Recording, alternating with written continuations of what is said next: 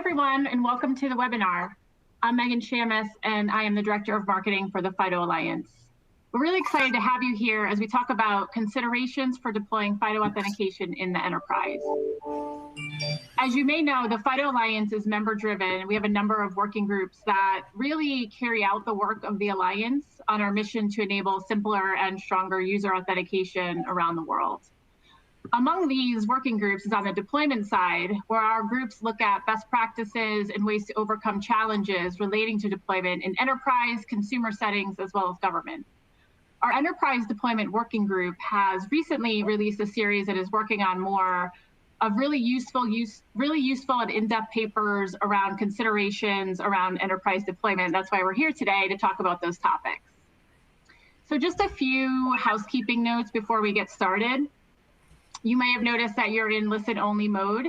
We are recording the webinar, and we will be sending you the slides as well as the recording after the webinar, and we'll also post it on fidoalliance.org. If you're not familiar with On24, you'll see on your console you have a number of widgets. You can move things around or minimize things, but what I would say is pay attention to that questions widget. We are saving time at the end for Q&A. So, leverage that to ask questions, and we'll get to them a little bit later. And then finally, please do stay on at the end of the webinar for taking the survey. We really appreciate that, and that helps us to inform other educational activities that we do. Now, let me introduce today's speakers. We have Sala Mashani, Director of Technology at RSA, Shane Whedon, Senior Technical Staff Member at IBM, and John Fontana, Solutions Analyst at Yubico. John will moderate today's session. And we're actually really lucky to have these particular speakers here with us today, not only because they're active members of our Enterprise Deployment Working Group, but because Sala and Shane have experience deploying FIDO within their own enterprise settings. Well, of course, John and Yubico have worked on numerous enterprise deployments and have a lot of insights there. So just briefly about the FIDO Alliance and FIDO standards.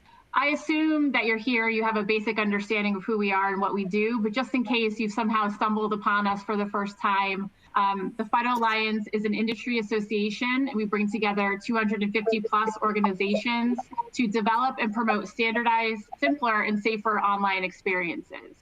That includes standards for securing and simplifying the act of logging into online services and enterprise applications, and we leverage public key cryptography for that. Today, FIDO is supported on all major operating systems and browsers, 4 billion plus devices. So we love to have you here to talk about how you can leverage these capabilities. Let me just say a little bit about who the FIDO Alliance is, who's part of the FIDO Alliance.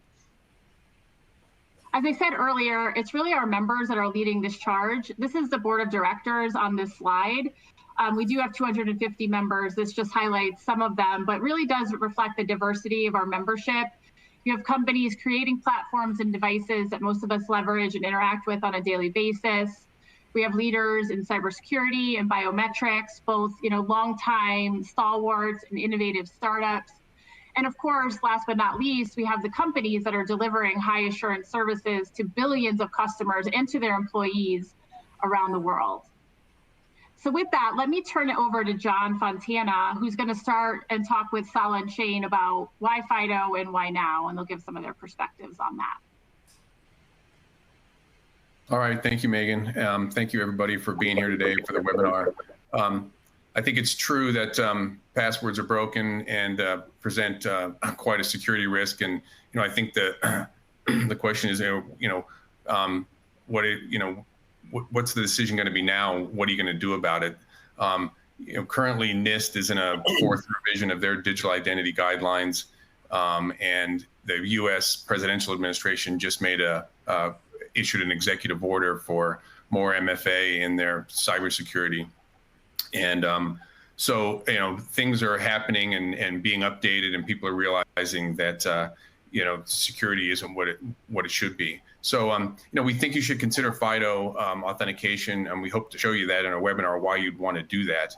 How to get started and discover specific use cases and the benefits of FIDO authentication. We think better authentication and security using public key crypto is the path to securing, corporate networks, cloud apps, single sign-on, workstations. And we think organizations that adopt FIDO will experience profound improvements in security and costs savings and user experiences. But there's always the question, where do I start? So, hopefully we're going to give you that today. So why FIDO? Why now? A couple of, simple statements: the need to eliminate passwords and the need for a global open standards. So today I have with me Shane Whedon from IBM and Salah Marchani from RSA, and we're going to talk about some of the implementation pieces of FIDO, and we're going to talk about sort of the journey from start to implementation. So Shane, I'm just going to start with you with the questions. And so most businesses today obviously rely on passwords or some form of SMS or something that's halfway broken. Briefly explain the FIDO authentication value prop, and why would you go down this path, and potentially how long this path might be. Yeah, thanks, John, and thanks for having me on today, and thanks everyone for your time. I like to FIDO is a word that when people first hear it, it doesn't necessarily mean something to them. So if I am explaining what FIDO authentication is to someone for the first time, I'm usually explaining it to a security aware person, and I suspect most of our audience today is. I like to call it human consumable PKI, and it's the consumability of it by regular users that makes FIDO attractive, because it's one of the few times in the security journey where, as you can see from the matrix on our slide deck today, you have an increase in both security and the usability of the technology. And that is largely in part due to the way that it's exposed to humans. So in the same way that the native mobile space brought human consumable ways of unlocking your phone via things like face and swipe patterns and fingerprint readers and so on, we've essentially brought that same type of very familiar and consumable gesture and user verification to other authentication experiences that aren't just things like unlocking your phone, but also authentication to the web, which is probably the single biggest place that passwords and other weaker forms of multi-factor proliferate. So that's the reason why. That's how I explain FIDO, and that's the reason why I think it's beyond time to do this, and why you should go down this path. How long the path is, I don't think you ever stop the journey of security in an organization. So the path is a continuous one. However, as we hope to share with you today, there are steps that you can take to get on that path and realize true end user and business benefits.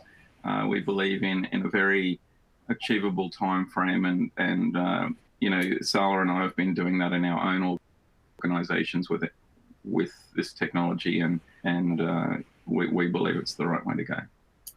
So Salah, I got a question for you. So can you kind of outline some of the problems that FIDO solves for business, and what kind of differences it can make? Yeah, thanks, John, and thanks everyone for joining. So I think you touched into this, John, in the beginning, in the intro, talking about the security risks associated with passwords. To me, that's the main problem that FIDO addresses for businesses. All the risks associated with password attacks, including access to your corporate data, access to private information, access to confidential information, your IP, attacks being able to access your networks and systems and bringing them down. FIDO, by enabling essentially MFA, it will address pretty much all the issues related to passwords. And we've seen that in many cases. If you continue to use passwords, password-only authentication, and you continue to add more and more applications to your employees and allow them to access remotely from any device, from anywhere, the risk will just multiply. So it's important to enable MFA for authentication. I think the second problem FIDO addresses is the cost issue. There is a high cost associated with password management, specifically password resets. 30 to 60%, according to a lot of research papers, of helpdesk calls are related to password resets.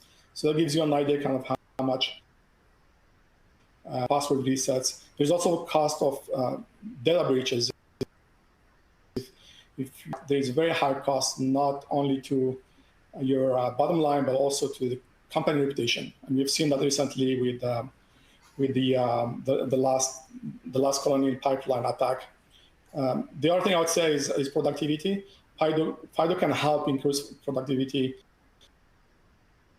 We spend, I think there are some estimates talking about 20 to 30 hours a year, even when single sign-on is enabled, just in the authentication processes, authentication transactions when we are at work. FIDO provides very simple gestures for authentication, very quick, especially if you use a platform embedded authenticator with biometrics. The authentication process is almost instant. So that saves you a lot of time and increase. I got another question for we move it to slide 7. Another question for you, and I'm kind of focusing on CISOs and IT pros. What does it mean to create and use FIDO credentials? And we hear terms like FIDO in the FIDO realm, like user verification, presence, credential discovery. Can you put some of this together for us as we? Right. Creating and using FIDO credentials is really part of the implementation of FIDO authentication. Once you deploy FIDO, you start dealing with a new type of credentials, as opposed to passwords, which are shared secrets, and there is a copy of secret in your directory, in your backend servers. With FIDO, you're dealing with public and private key. The public key is stored in your backend on the server. It doesn't have any certificate associated to it, so there's no PKI. It doesn't have any expiry. It can be revoked if user loses an authenticator or the user leaves the company. But it has to be bound and linked to an enterprise identity. And that happens during the enrollment or the registration of the credential. The user has to be vetted then, and their enterprise identity then gets linked to that credential. And the user actually can have multiple credentials. You don't have to have a single credential associated with enterprise identity. And that's something we recommend based on experience in different implementations to allow the user to fall back to another authenticator if one is lost. Private key part of the key pair is actually kept on the device on the authenticator. It's generated authenticator, is saved in secure area in the authenticator. It cannot be extracted or decrypted and shared with any and stored in any other location. It can be protected with some form of user verification. So it does really simple gesture where the user can provide a PIN or some form of biometric to unlock the private key in the authenticator and be able to use it in order to assign a challenge as part of the authentication protocol. Not all authenticators have UV implemented, have user verification built into them, but we don't need UV in all use cases, so not all use cases require it. In many use cases, you only need user presence. Generally, and user presence is another form of verification. It's simple gesture, it's a simple touch or tap on the key. You just verify that there is a presence of a person, a presence of human, but you're not verifying that the user is actually in control or the owner of the device. So typically, user verification is required in passwordless flows, and UV and user presence only is required when FIDO is used as second factor. There's no need to prompt the user for the password and then for PIN before you authenticate them with FIDO. There are obviously some other special cases where user presence only can be used without password as first factor. You asked about the discoverable credentials. Discover credentials is just a resident key. It's also called resident key or resident credential.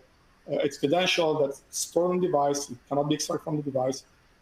If there is no copy of it in the relying party side, that's wrapped with hardware key. What the Discover credential is used for is to enable support for what we call user nameless authentication. And that's basically by linking the credential in the authenticator to the user ID. So the user ID is stored with the credential, and you can carry your authenticator and use it in any machine or any browser, even for the first time, without having to enter user ID. So you can provide even better user experience. All you have to do is present your authenticator and you sign it automatically with your PIN or biometric. So those are the terms, John, and the definition of those terms. All right, thanks. I've got, a lot of people look at FIDO and say, well, it's webcentric. Your client is a web browser, but there are opportunities outside of the browser and outside of the desktop. So Shane, can you tell us, how FIDO encompasses these sort of non-web authentication scenarios, and devices and things like that? Sure, John. And first, I'd like to address why there's a common conception that FIDO is web-centric. I think that's really come about due to the evolution of one of the FIDO standards moving into the W3C, and that's the WebAuthn standard, and the subsequent implementation of FIDO into browsers. That's really changed the game in terms of the readiness of this or the availability of this technology to normal people. And that's really why FIDO is often seen as web-centric. But that said, the use of FIDO in other modalities of authentication has been around for a while and continues to evolve all of the time. And I'll give a few examples here. There are examples of using FIDO for workstation login and unlock. There are examples of using FIDO in native mobile applications, and that's been around for quite a long time. And most people wouldn't recognize that it's a FIDO protocol under the covers in a native mobile app, because it just behaves as if you're logging in, whether it be to like a financial services app. That's probably the one people are most familiar with. You provide the same sort of gesture you do to unlock your phone, and after an initial enrollment, that's how you re-log into your banking app. And then finally, there are new applications being instrumented with FIDO capabilities all the time. One of the more recent ones is the latest version of the OpenSSH server has built-in support for FIDO as a second factor when logging in via an SSH client. So I think that whilst the web is certainly popular, the other forms or other types of use cases for FIDO are certainly there and available and are an area of growth. And in fact, identifying which use cases that you want to go after is a key component of starting on a journey, and one of the topics covered in our papers that we're here to promote today. All right, Salah, I'm going to compartmentalize you again and to talk about various roles. So IT pros and identity architects. What is the things they need to consider when they begin looking at the server side of FIDO? Is it build, is it versus buy? What are some of the deployment models? What about meeting FIDO's high bar for security and privacy? All right. FIDO server is an essential component, obviously, as part of the FIDO architecture. It does provide the enrollment service for credentials, the attestation verification, ensuring that the authenticators are trusted, check their integrity and authenticity, providing also the authentication service by verifying the assertion generated by the authenticator during the authentication process. In many, typically the FIDO server is part of the IAM platform. It's just another multi-factor authentication provider. IAM solution today from a third-party vendor, you simply enable FIDO access to basically FIDO server functionality and be able then to configure it to adapt it to your use cases. But if you are not using a federated IDP, you are not using single sign-on, and maybe you have even homegrown web applications and you have an on-prem authentication product, then at that point, you need to start looking into options for how to support FIDO, either by working with your vendor, augmenting your authentication system functionality by adding FIDO to it, or having a FIDO server on-prem, possibly having also leveraging a FIDO service offered by MFA provider in the cloud, so you can integrate FIDO functionality with your MFA provider. So those are options in terms of deployment scenarios that you need to consider upfront. There are a lot of features when you try to assess whether to buy or build.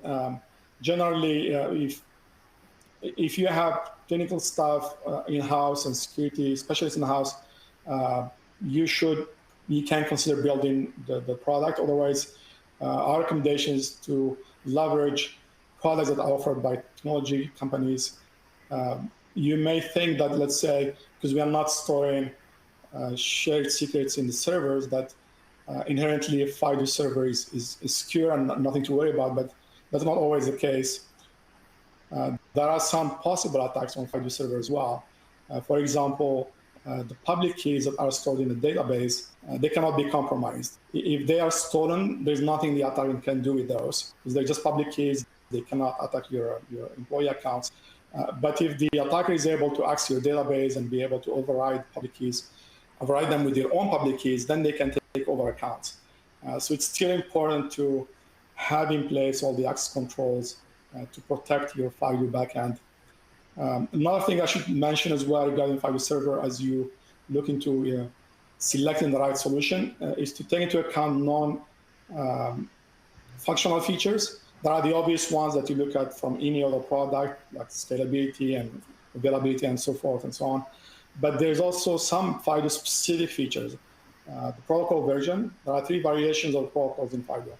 So you need to make a decision on which protocol version that meets your requirement.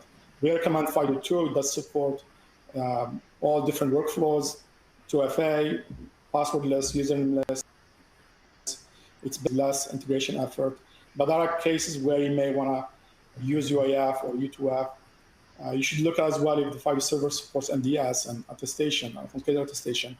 If you are in an environment that's regulated, you may want to restrict users to use specific models, makes and models of authenticators, or specific authenticators that have specific security properties or certification levels. So that's something you can do by integrating with MDS and using the attestation of the authenticator. I'd say another thing that's important is policy enforcement. So make sure that your FIDO server provider offers you options to require or not require user verification to adapt the workflow, the authentication flow to your use case, enable user nameless workflow, maybe the option as well to disable platform authenticators or disable roaming authenticators, depending on the use case. In shared machines, for example, you can only use the roaming authenticators. You cannot use platform authenticators. So you have to have that type of control in your FIDO backend. Right, you mentioned FIDO 2, and I was just going to throw something in there.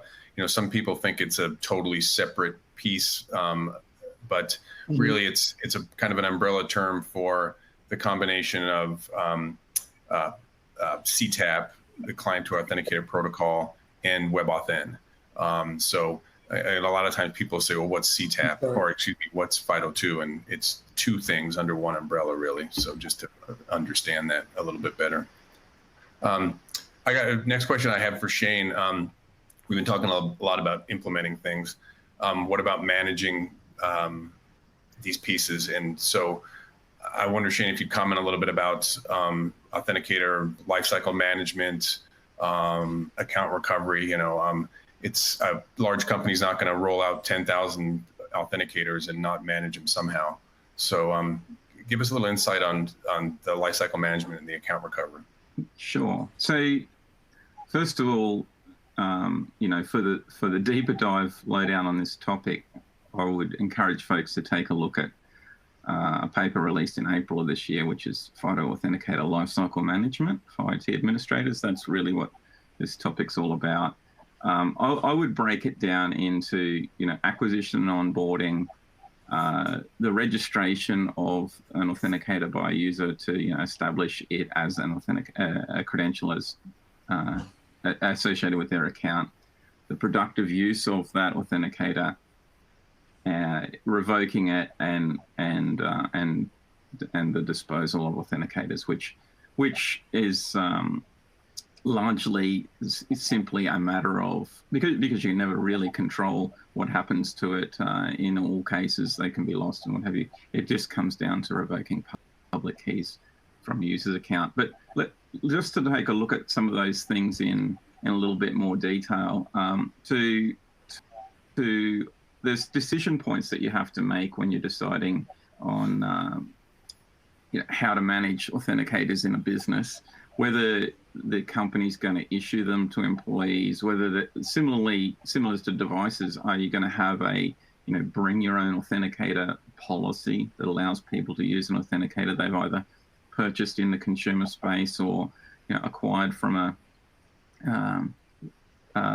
trade show. I mean, there's lots of ways people come into possession of one. It might be their mobile phone. You know, are you going to have a policy that allows them to do that? How do they perform initial identity proofing during the registration phase so that you have a high assurance that the person registering a FIDO credential is really the employee? Those are all decision points that you have to make and are all part of this lifecycle management, and we go into some detail in them on them in the paper. But I do want to talk about account recovery a little bit. You mentioned that in your question. There's two things I want to say about account recovery. First of all, in my mind, account recovery is just another way of logging in. It really is no difference, other than it's typically less convenient for the end user because there's some kind of reproofing of identity. So in the interest of ensuring you don't have a weakest link in terms of, you know, hacker logging in as an employee, account recovery has to be as strong or stronger than any other method of a user authenticating to your enterprise. That said, the enterprise has a characteristic that makes it easier to do account recovery than the consumer space that is sometimes overlooked, I think, and that is the employee-manager relationship. There are great opportunities to implement account recovery, leveraging that relationship that employees have with, you know, that the structural enterprises have, that make it much more achievable and less complicated than the somewhat anonymous consumer space. So when looking at you know, compelling reasons on why introducing FIDO into the enterprise, it's the achievability or the practicality of account recovery, I think, is one of the reasons that makes it a prime target for a way to get strong authentication, you know, into your environment. All right, can we move to slide 8? So Sal, I'm going to throw this one at you. And one, if you could, I know we're going to go through this journey map, but throw out some of the common challenges that people run into when they're deploying FIDO, and you know, just so people in the audience can start making their list. But go over some of the common challenges that you've run into. So I think like any new technology or any new authentication solution you want to deploy, there are challenges.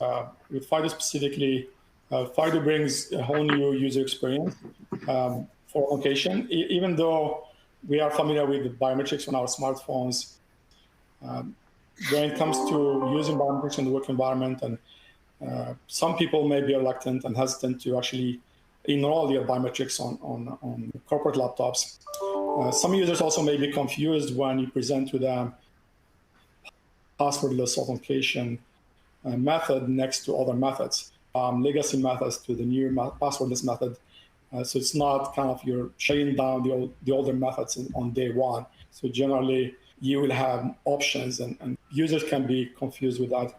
So the recommendation is really to, when you start rolling out early on, like FIDO, you have to educate your users, educate them in terms of the user experience, everything from authentication to the recovery, like Shane talked about, educating them in terms of this is a new, different method of authentication.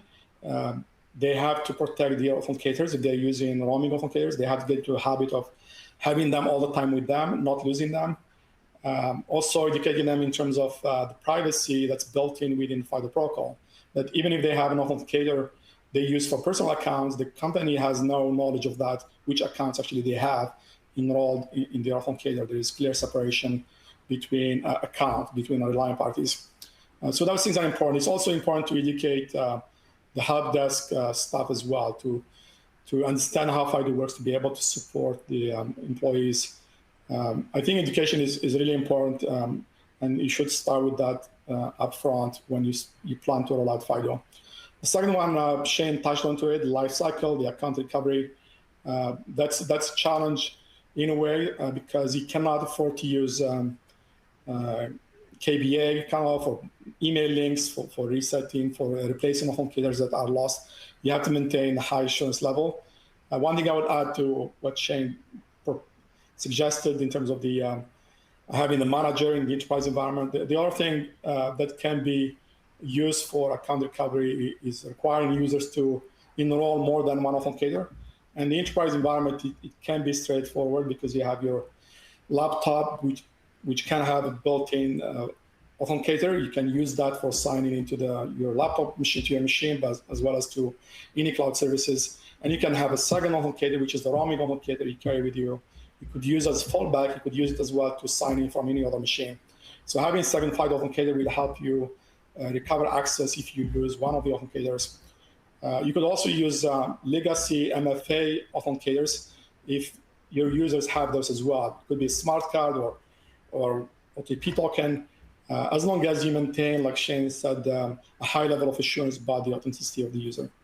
And then the third thing I would say can be a challenge is the time it takes to implement.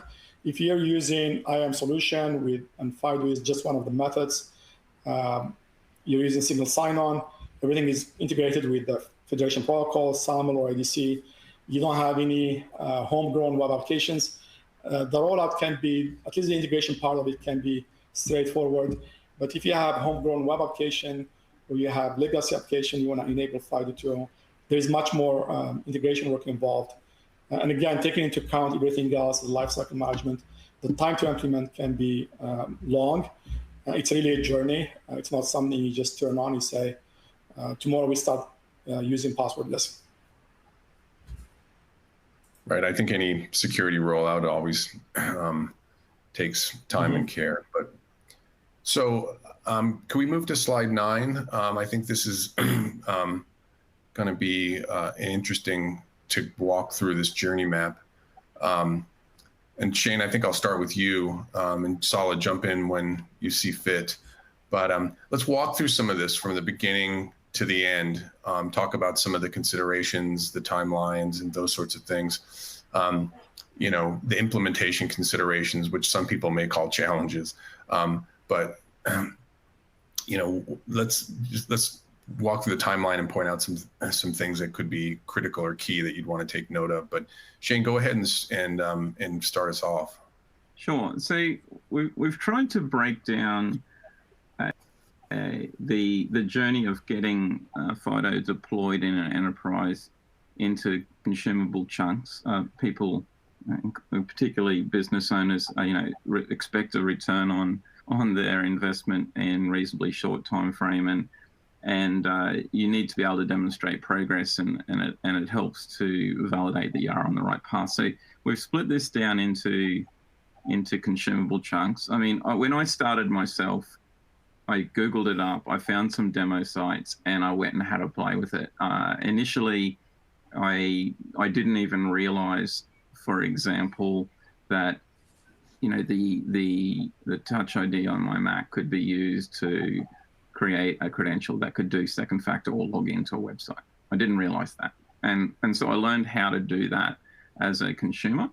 And then as an IT professional, I decided to learn how to do that as the deployer of a website, or in our case, an identity federation server.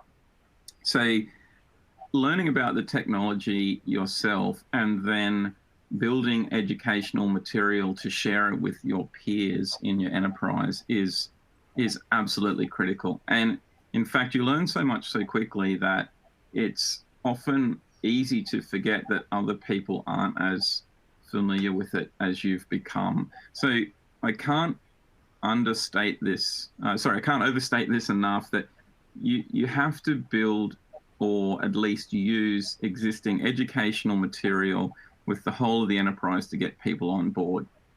And even in our own deployment in IBM, I believe we sort of overestimated people's knowledge of what was going on, and we're still to this day continuing an educational campaign on how to use FIDO for login. So do spend time on that. The other thing is, many enterprises already have some sort of identity system, often with a federated SSO service that does things like OpenID Connect and SAML to apps. That's very common in the enterprise, and it's a central point of authentication and single sign-on for many apps. That's a great place to start introducing FIDO authentication, because it's a portal of sorts, whether it be one you host yourself or a hosted SaaS service or whatever. It will be a portal of sorts where you can introduce new forms of strong authentication alongside existing authentication. And if you're already using a commercial product in that space, chances are the vendor will either have or be implementing FIDO authentication as a choice for that. So that's probably the place I would target investment in a pilot on adding FIDO authentication to your enterprise. Do also keep in mind whether or not you're going to go after just a second factor style scenario, which is relatively easy. I say it's relatively easy because most of these types of portals already have multi-factor installed, and this just becomes a choice alongside other choices. But I would challenge you to be ambitious and to look at a complete alternative to password use case somewhere in there, even if it's for a subset of users who you spend some time on to educate more thoroughly, because that's where the real money is in terms of value, increased security, and an amazing user experience. When I go to log into a enterprise app today, and I haven't authenticated a session recently, I get redirected to my enterprise IDP. I press the touch bar on my Mac. That's what I happen to use, but it doesn't matter for Windows users. They use Windows Hello, and I'm logged into the app, and that experience is delightful, and I don't have to use a password at all. So pick a use case. I encourage you to go for a high value one, like the one I just described. Implement a pilot, try it, get feedback, and iterate. And there's nothing like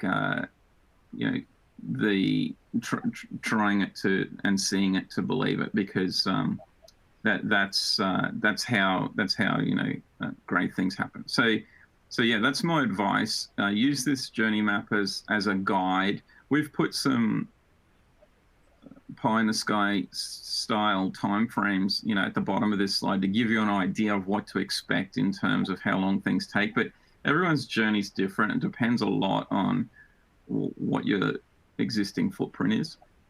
And for some, it can be very, very much quicker than this, actually.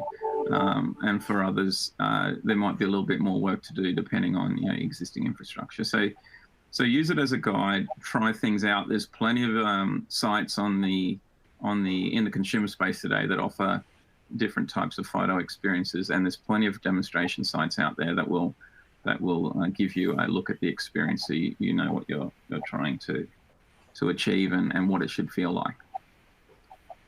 Yeah, there's a good wrap up of things on GitHub. Sala, I'm sure you want to jump in here. Why don't you give us some of your thoughts about this journey map and where people, or how people might start to break it down and make some progress? Yeah, I think in terms of timelines, this pretty much reflects what we've seen with some of our customers in terms of the journey they went through to enable FIDO. One thing I will iterate on is the UX. I think it's important to spend as much time on the user experience, working with your vendors to define the right user experience. Like Shane mentioned, there may be some differences between browsers and devices. If you have a workforce that uses tablets and phones for access, you need to spend time on evaluating the experience on all those devices. The other thing is when you do the pilot, start with small group and start with 1 or 2 use cases. And I do agree with Shane, the SSO use case is probably the low-hanging fruit. It doesn't require much integration, and you get a lot of results out of it. If your applications are all federated, then you get FIDO authentication built in automatically across all those apps. And then again, at the end, don't rush to get rid of the password. Roll out the FIDO authentication, and then only get rid of password if you have complete solution for everything from the initial enrollment of FIDO credentials to recovery. You cover all the cases. There may be a lot of legacy applications where you cannot actually eliminate the password right away. But obviously, the goal is to get rid of the password and use passwordless authentication with FIDO. All right. I think now that we'd like to open it up for some questions. I don't know what levers Megan needs to pull to make that work, but can we open it up and take some questions?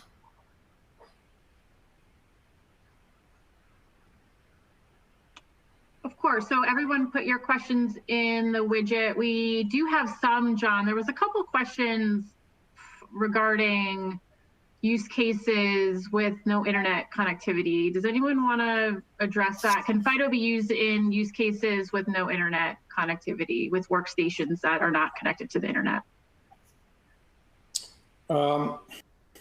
Yeah, I think at least with Windows Logon, you can. So you can use FIDO to access a Windows machine when the Windows machine is not connected to the internet.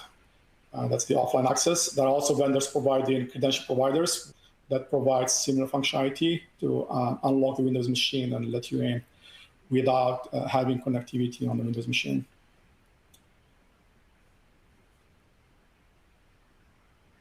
And again, I guess we don't have to go into details, but there is special extension to enable that functionality. Have any other questions in the queue? Yeah, here's a good question.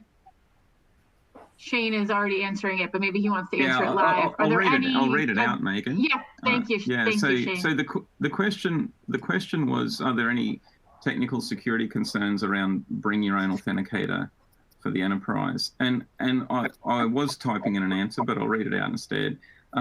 Yes, there are, but it comes down to your own company's policy. So different authenticators have different types of ways of securing the private key, or different ways of doing user verification, whether it be local biometric or a PIN, and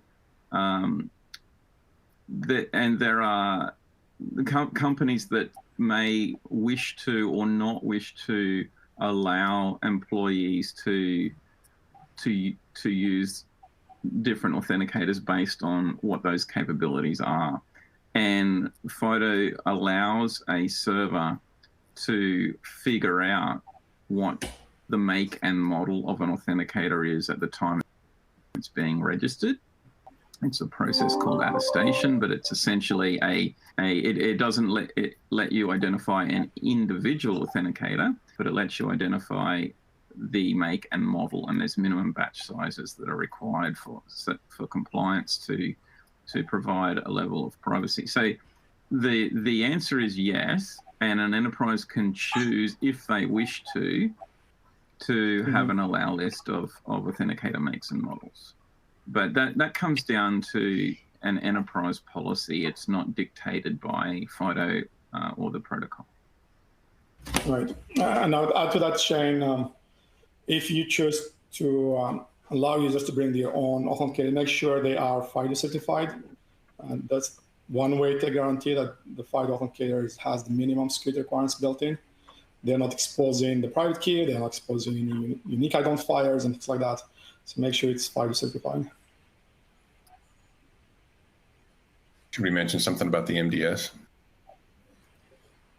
Yeah, sure. So that process of attestation, the process that allows a server to determine the make and model, that's also tied back to essentially the verification of a signature using a public key. And the set of public keys and the binding to what the make and model of that authenticator is stored in a document called a metadata document that has a standardized format, and there is a directory of these documents, including whether or not they represent FIDO certified authenticators, as Sala was talking about, in a FIDO hosted service called the FIDO Metadata service. And that's something that you can find out more about at fidoalliance.org. Right.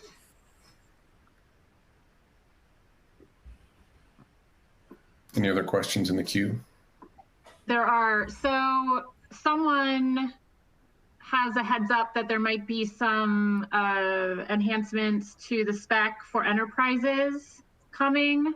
Does anybody want to maybe address that briefly?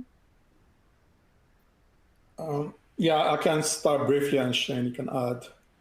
The information is public, the spec, it's in preview stage. So there are some enhancements to the spec to sit up to and also to WebAuthn to allow enterprises to have some control of the FIDO authenticators. So they can have kind of an enterprise context. And by having an enterprise context in the authenticator, the enterprise will be able to set things like the PIN policy, change the length of the PIN from minimum 4 to 6 or 8 to any length they want.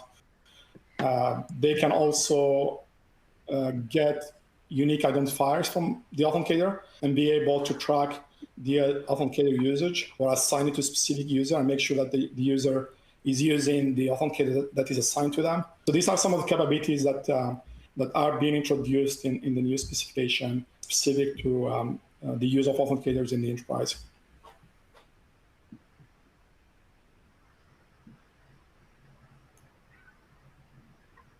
Okay, anything to add on that, Shane? No. Okay. Can we talk, are there any case studies with FIDO that, where FIDO has been deployed successfully in the enterprise? Can we name a few companies? Well, I can name our own, and I presented on that case study. I presented on that case study at Identiverse last year and in other forums. So we have made that information public that we're doing it, and I know that many of the FIDO vendor companies that you showed in the list earlier are doing the same. I'm not sure how many of them are making it public, but I know when we introduced Sala at the beginning, we also mentioned that that RSA are doing a internal deployment. So I'm not sure how many of those are public, but I've certainly spoken on our own and where we are in that journey in the past.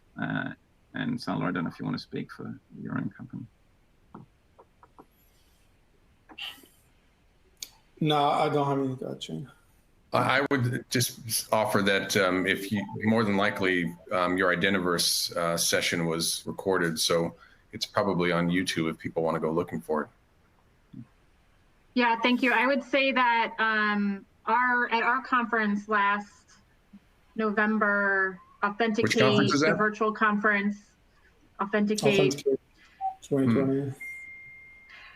There were a number of enterprise case studies, so I would check out FIDO Alliance YouTube channel for all the videos from that. There was a lot of great stuff shared there. Yeah, there's Intuit, I think, eBay, and a couple of others. Yeah. So there's actually a lot of questions here. Any thoughts on leveraging FIDO as a derived credential?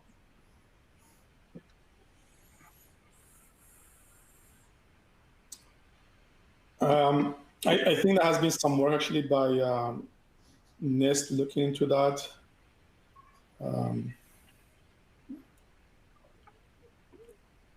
Yeah, technically yes. I don't have all details about work, but you could link certificate to FIDO key to say, to install FIDO key, you have to authenticate you with using your smart card, and have those to somehow linked. You can start using FIDO key for online authentication. And then if you can even have policy that says if your certificate, your smart card is revoked, then your FIDO credential could be revoked as well. So that's the kind of, there has been some work around in this space. I'm not very familiar with it, but that's the extent I can tell you. That's great, thank you. So we're gonna wrap. I just wanna address, or maybe John, you'd like to address the papers that are available. We will be sending links to these along in our follow-up after the webinar, but is there any, you wanna just go through these real quick and what's coming? Well, the papers that are there are, we had them listed in the slide, and they're all available. So I think we're gonna send the URLs for those.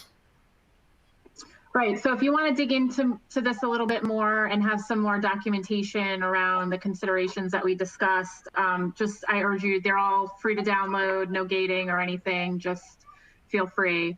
And I'm sorry, if you want to get. I was gonna say I'm blanking on the one we're working on now, but I know Sala knows it. Which one? It's around considerations for choosing FIDO authenticators in the enterprise. Oh yeah, this is that's still in progress. That paper basically that talks about the different use cases in the enterprise for FIDO. It outlines the web and non-web use cases and provides recommendations on which type of authenticator to use, whether it's a platform authenticator or roaming authenticator, whether to require UV or not. I think it's a good paper to look at when it becomes available.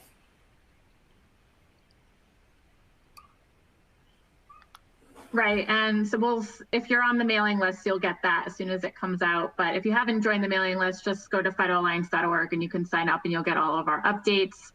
But I want to thank John and Sala and Shane for being with us today. And if you want to get involved with the FIDO Alliance, I saw a couple questions about becoming a member. I have your info and we will reach out on that. But if you'd like to become a member, just go to fidoalliance.org and there's some membership information there. If you're deploying FIDO and you want to talk to us and share your best practices, please do. We're always happy and wanting to share deployment case studies. So please get in touch. And of course, download the papers and join us at a future webinar. We look forward to seeing you. Thank you all. Thank you. Thank you.